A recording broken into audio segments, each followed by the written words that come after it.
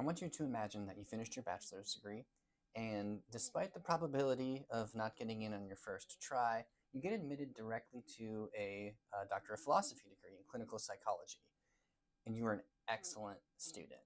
You get straight A's in all of your courses. You are the head of your own research lab. All of your mentors and supervisors are impressed with your research. And within a couple of years, you have this groundbreaking study and you're awarded your PhD like right on the spot. Um, and all you have left to do is your clinical internship. And so once you finish your clinical internship, you'll have your uh, licensure to practice as a clinical psychologist. Everything is working out perfectly for you. You show up for your first day, and then you're greeted with enthusiasm because they know about the work that you've done. It seems like everything is working out perfectly. And then this guy comes into the room where you're preparing for your first client, and he says, "Oh, you've got to wash your hands. I'm sorry, we make all of the psychiatrists do this here. Just make sure you wash your hands." And you're like, "Excuse me? I'm having a conversation with someone. Why do I need to wash my hands?" It's like, "Oh, no, it's just essential that you do it. It's for the best outcomes." And you're thinking, what's the deal with this guy? Don't you know who I am? Like, didn't you read about the work that I've done? So you wash your hands anyway because it's your first day and you want to make a good impression. And then you see your first client, things go well. And afterwards, you're doing a debrief with your supervisor, the supervising clinician. And he said, "Oh, did Dr. Samuels make you wash your hands?" And you said, "Yeah, what was the deal with that?" Goes, I don't know. Like, he's making everyone wash hands. It's rather embarrassing. Like, none of the nursing staff have to do it. The secretaries don't have to do it. The patients don't have to do it. But he makes new clinical psychologists do it. I don't know what his deal is. And eventually, you develop a reputation at this clinic, and you start making fun of Dr. Samuels for making everyone wash their hands. Like, "Oh, I'm going to make a phone call home, see how my parents are doing. Better wash my hands, right? Don't want anything bad to happen." And so everyone makes fun of Dr. Samuels. I'm making up a hypothetical example here, but this actually happened in the middle of the 19th century. So the doctor was Dr. Semmelweis. He was a Hungarian obstetrician, and he was under the impression that obstetric doctors and midwives and delivery nurses needed to wash their hands before interacting with patients. And the doctors and the nurses and the midwives were thinking, "Dr. Semmelweis, you're ridiculous. We're not going to wash our hands. Why on earth would we wash our hands? There's no reason to wash your hands." But what Semmelweis was seeing is that in clinics where the physicians were not washing their hands, there was a greater incidence of infant death. So there would be these infants would be born with fevers, or they would quickly develop fevers, and then they didn't have an immune system to fight these infections off, and they died.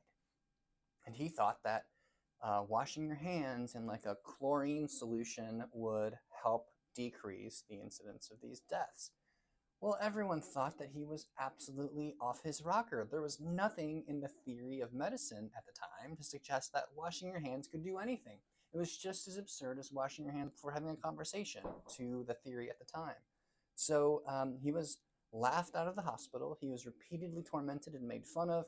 He had a nervous breakdown, was admitted to a psychiatric institute where he was criticized there and beaten and died as a result of his injuries.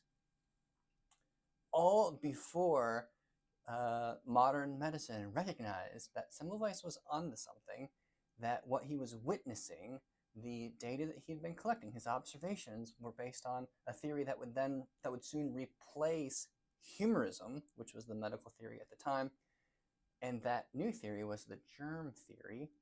And the evidence was eventually found that there are microbes, little bacterial microbes, that can carry infections and bacteria and things to contaminate the body that, if not dealt with by the immune system, can lead to premature death. So Semmelweis had an observation that challenged the medical theory at the time. The medical theory at the time was humorism. It was based on a 18 at least 18, probably 20 Yeah, 18 and a half century old theory of the human body that it's governed by four humors: black bile, yellow bile, phlegm, and I think blood. So four humors, four um, forms of liquid that exist in the body that need to be in balance. And if any of them is out of balance, then that will lead to fatigue or laziness or illness or eventually death or overexcitement.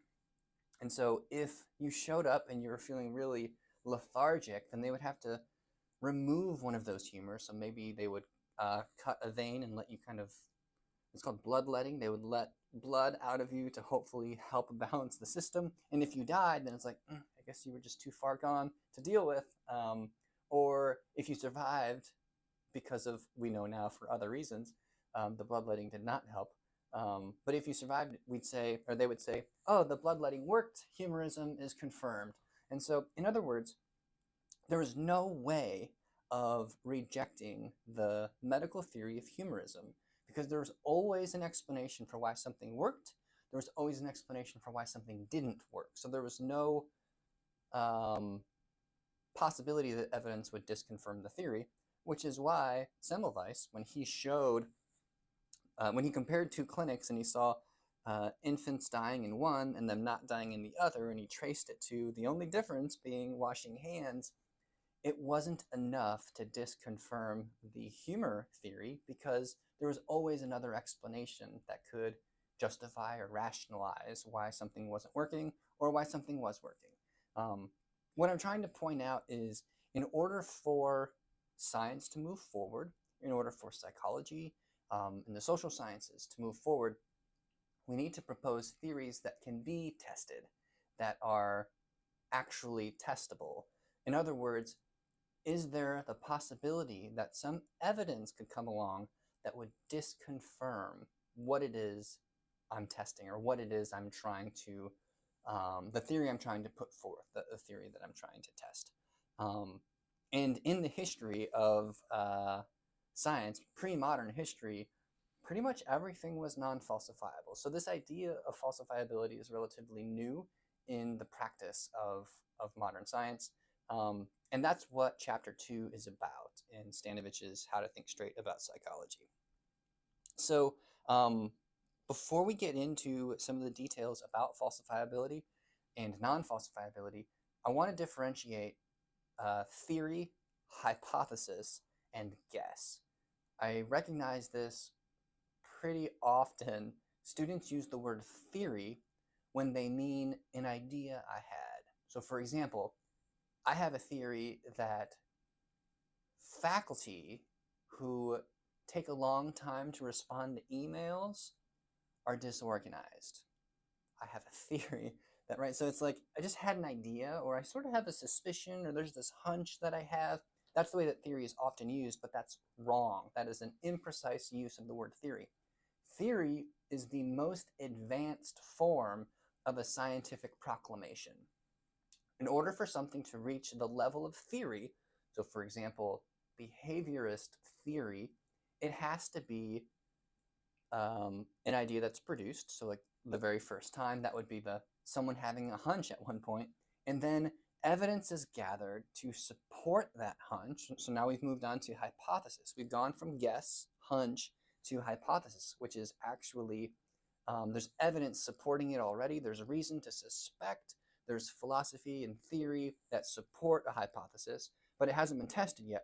Once it's tested, the hypothesis either stands and lives another day, or is discarded and room is made for another hypothesis. If that happens 1,000 times, I'm picking a random number, but if there's lots of confirmation for this hypothesis and a lot of different people studying various parts of that hypothesis, and then all of which sort of confirm or lead to a trend of that hypothesis, or that trend of that idea being supported over and over and over again. And pretty soon, entire departments are like teaching that hypothesis approach. And then maybe degrees are offered, and books have been published, and anthologies have been collected. You get the idea. Now we're in the ballpark of theory.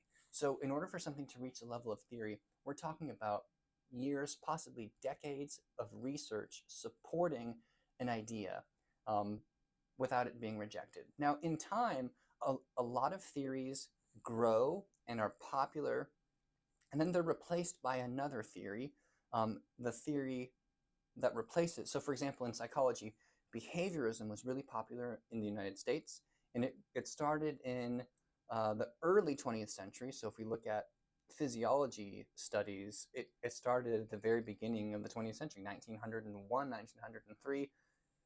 And then it was tested in a variety of contexts through the 1910s and 1920s. And that's when John Watson started writing his articles and books. And then by 1930, when he wrote What is Behaviorism, we're already talking about 25 years of development. And then from 1930 to about we'll say 60, 30 years, it was the biggest theory in, or one of the biggest theories in American psychology. But even a little bit before that, a new theory was growing. It was a theory, so tests were done in this behavioristic paradigm that kind of disconfirmed some of the hypotheses. And so new branches kind of came out of it. And eventually those branches became cognitive theory or cognitive behavioral theory. And so it's almost like behaviorism grew and then started to descend while this other one grew, and they overlapped. And behaviorism is still around today, and there's still contexts, psych wards, for example, advanced psychopathology, in which behaviorism is a good theory. It still works. Other contexts, such as mood disorders, relationship problems, cognitive behavioral theory tends to be a little bit stronger. So, in other words, both exist as theories. Both have axioms that are contradictory to each other, but that doesn't mean they can't both stand today. So in psychology, there are a lot of, and I imagine in sociology, there are a lot of different theories. It's like a field of multiple theories, but we pick up one to sort of analyze a problem if that theory is helpful for helping us understand it. So we've got theory and hypothesis, and I've tried to differentiate those two. Neither of them are, I had a hunch that, fill in the blank. A hypothesis has theoretical and philosophical support, and fits within existing theory. But a theory itself is something that's been standing for a very long time. There's lots of confirming evidence, schools of practice and application, maybe journals devoted to it, and so on. Okay. In the Stanovich text, there's a pretty good example of something that's non-falsifiable. So I'm going to go over it and then a couple of different examples that are not in the book that I think would be challenging to at least my students here at Albany State University. So Stanovich's hunch, again, so it's not a hypothesis, it's not a theory. He has a hunch that there are two little green men living in your brain. And those two green men, based on where they're situated, are able to control everything that happens, every neural synapse, every flick of activity in your brain. They are in control of. They are looped into the network, and they can make you essentially do anything. So you can't prove me wrong. Or there, I've said it. So you say, okay, well, let me just do a CT scan and see if there's any like evidence of activity in one central location. It's like, oh, well, the CT scan is will confuse neural activity with what these two little green men are doing, so CT scans out. Well, what about fMRI? Same thing. There's no blood flow signature for these little green men. They're there, but they don't occupy any sort of there's no blood passing through them, so you wouldn't be able to like see their outlines or anything like that. So fMRI is out. All right, well then let's actually cut into someone's skull, and you mentioned where they're located. I can actually find the fissure where you said they are. The thing is, when you cut into the brain, they disappear because they can sense there's an intrusion coming. So they're invisible. So no matter how much scrutiny you apply, you never catch them in the act, but just know that they're there. Like, well, what sort of evidence could I collect that they're not there? And the answer is none. I have an explanation for everything. So no matter how carefully you look, the harder you scour, the less likely you are to find them. So you just have to trust me that they're there. We accept a lot of beliefs and values this way. If there's a good enough explanation for it, kind of like humorism in the 1850s that was eventually rejected, but not after Semmelweis was institutionalized and died. Um, we believe things without evidence. We believe things that cannot be falsified. For example, horoscopes. Horoscopes are popular, somewhat popular. I don't actually know their precise popularity, but I've heard about them enough to know that people read horoscopes. They read what to expect on a specific day and believe that what they're reading is predictive, or at least the gist of it is. So you can read a horoscope and you can analyze it from like a scientific perspective, and you might be able to say that, oh, it's kind of vague, this could mean a lot of things, or you might have a day that completely goes against what the horoscope is. There's always going to be an explanation as to why. Oh, yes, that still happened. You just didn't recognize it. You're not sensitive to it, but spend some time being sensitive to it. You'll eventually recognize that the horoscope's always pretty much accurate. Um, so, what sort of evidence could be collected to reject? Uh, I don't even know what to call it. Cosmology, I think, horoscope cosmology. Um, Ditto on parapsychology.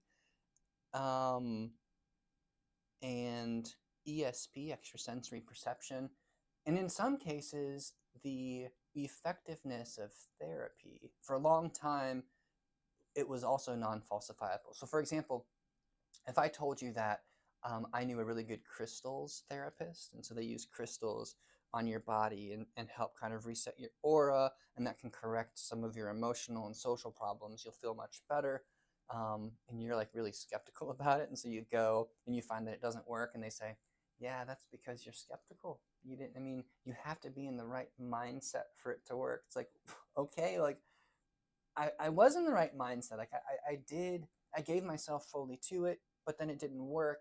And now you're telling me that since it didn't work, my mindset wasn't right. So there's always an explanation. It's this circular reasoning where there's no way out of the loop.